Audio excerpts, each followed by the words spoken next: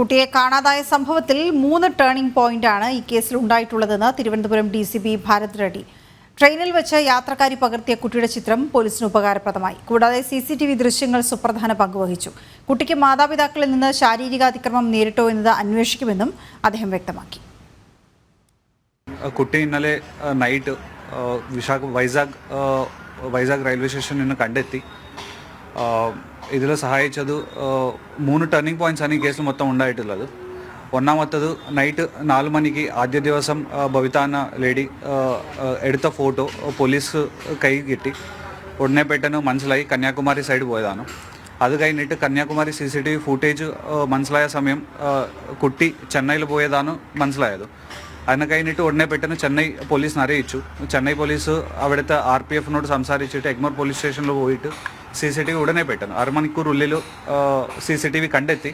എല്ലാ trains list എടുത്തിട്ട് നിങ്ങൾ RPF അറിയിച്ചു.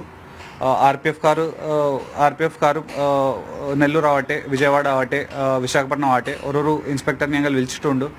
RPF കാർ അതുപോലെ ഫൈനലി അവിടെ വൈസാഗിൽ ഉള്ള മലയാളി സംഘം അവരുടെ ഹെൽപ്പ് കൂടെ കുട്ടീനെ കണ്ടെത്തി. കുട്ടിക്ക് ഒരു പാരന്റ്സിൽ നിന്ന് മർദ്ദനം ഉണ്ടായിട്ടുണ്ടോ എന്നുള്ളത് അന്വേഷിക്കും.